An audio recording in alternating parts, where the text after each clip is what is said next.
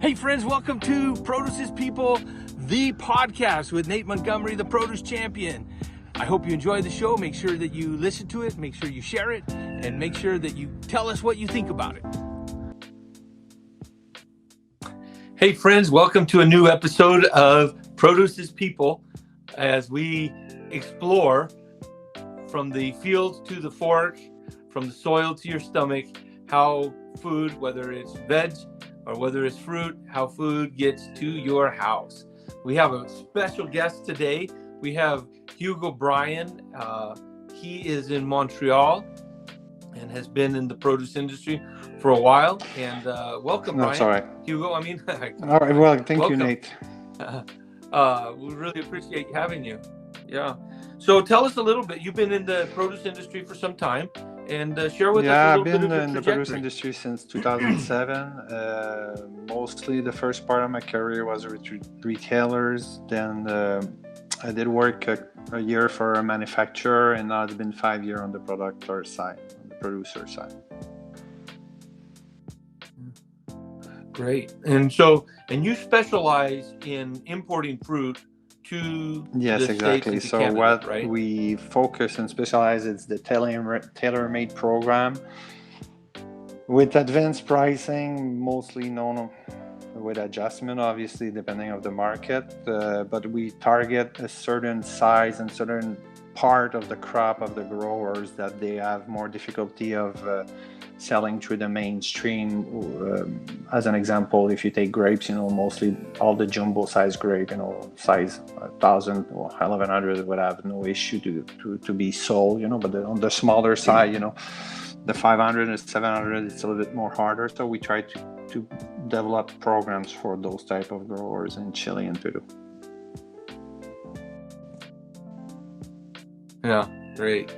Well, I've always said that my best life coach has been produce, and I've learned lots of life lessons. I've had other people share. One of the common threads is that produce teaches patience. Is there a life lesson that you've learned throughout the years with produce that you would like to share with us? Sometimes I would say that your first loss is the best. It's it's not going to get better. So that's a hard one to learn. When you start to have issue, you better make the amputation right away. As I like to say, you have to cut it and get rid of it. If not, it's going to blow in your face, and after it's just going to get worse. You might even get a rejection, lose the freight, and just add cost. That's at the end make product way easier if you make the decision earlier. Gotcha. Yeah, that's a great line. I didn't understand it when I first, I've been in produce deal for, I don't know, I guess 17 years, something like that. I never understood that. We would say your first loss is your best loss, but it really is true.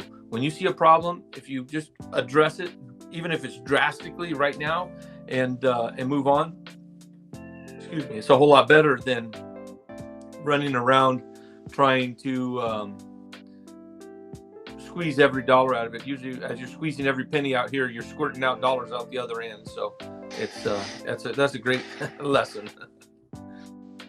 So tell me, you for the last 5 years or so, you worked with Chilean and Peruvian growers, and based on what you were describing, it's almost like a surgical approach to the market, where you're saying, we're not trying to have everything for everybody. We're not trying to be a one-stop shop.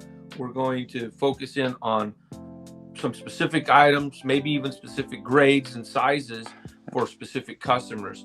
How does that come together? What does that look like on a day-to-day? As I say, it's mostly knowing your all the growers that you have to access to. So I personally know mostly all of them. So we walk a lot of field tours, and as discussing with them, like on the clementine sides, normally you're gonna have, if you take clementine mandarin market, you're gonna have major importer in the US bringing millions of cases with their own specs, pick from a field anywhere in Chile or in Peru, and they're gonna say, "Hey, we only want 80% size 1, 2, 3, and I'm allowing to put you like 2 to 4 pallet of size 4 per load. So that's it. You take it, you leave it. That's our advance money. That's the deal." So most of the growers are forced to take those deals, but they're left with the other size in the fields that they used to. Yes, the leftover. All the pieces. Originally was sold to the interior market, but obviously as the country of exportation grows its exportation, the volume grows, so there's so much piece of fruit that can be eaten within the local Chilean population or Peruvian population. So what do we do with those piece of fruit? So that's where we come in place, and we find out strategies to try to make the growers have the profitability of 100% of this crop. Yeah, you can't just ignore a segment of the crop and say, well, that didn't get sold. You got to have a home for everything. So to spread out and to know who gets what and who's the best customer for what, that's really great. What are you seeing as challenges, maybe post-pandemic? What are some of the challenges that people are running into that we should be aware of? Well, obviously, if you talk on the consumer side, the high inflation, and on the grower side is the cost of the fertilizer and the diesel and so on, the cost of labor, the lack of water. You have all the natural disaster also. We've seen it in Canada this year, and you guys in part in the US had all the extent of that bad weather we had with those extensive fire, So yeah. This is why it's really concerning. But on the industry side, what I'm seeing is there's a consolidation of labels. As you used to have local label doing only the local crop, let's say California or some blueberry from New Jersey.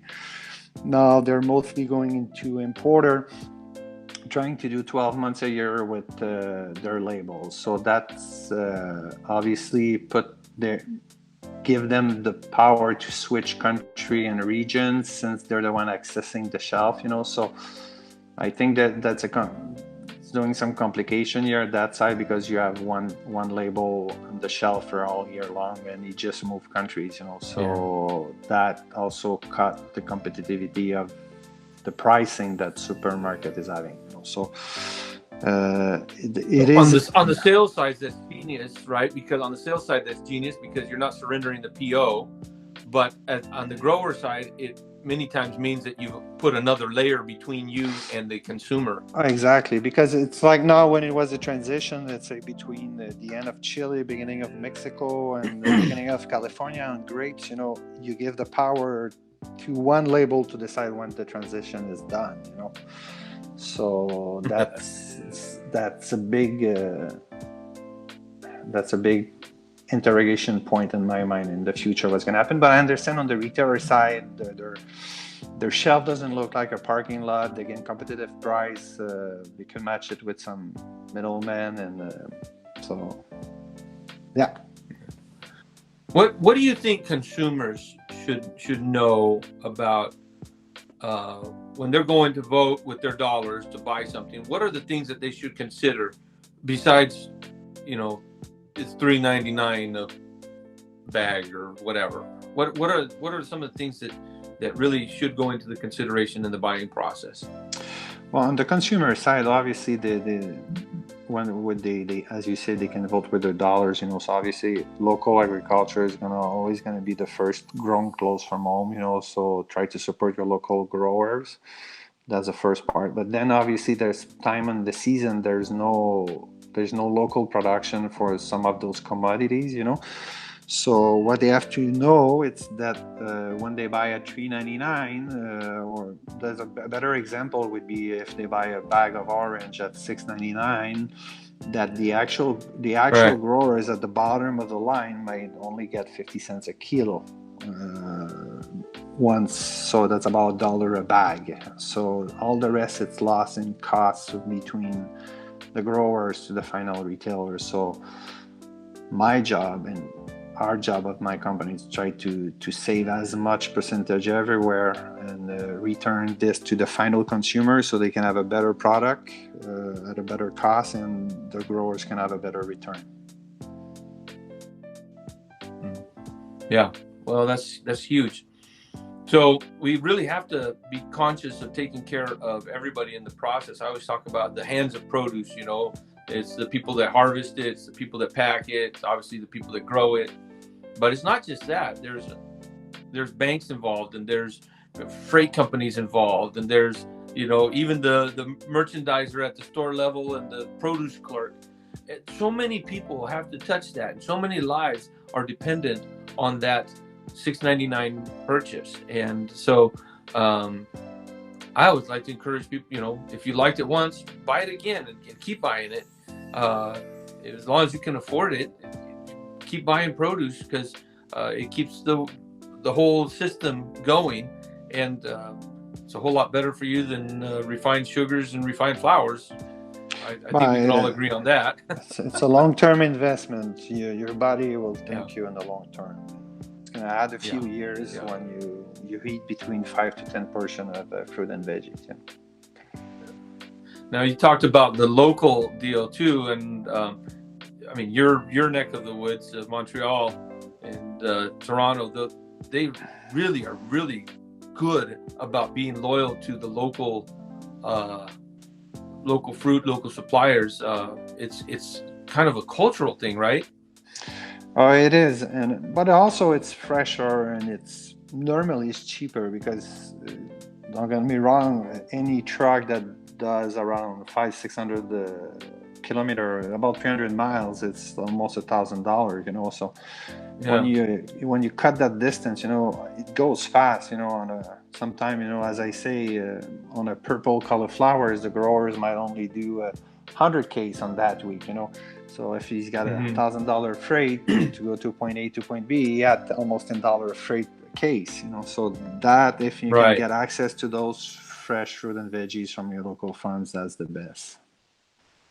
Yeah, and everybody wins. So there's room for everything. There's room for the local. There's room for the import. And it make no sense. It make no sense to have the import at the same time as the local. You know, as you say, for the planet, climate change, everything. You know, but I understand. You know, as people are getting the custom of having access to 12 months a year the same products, you know, so that's why it's our job to try to make them arrive at the best condition possible when we are in season.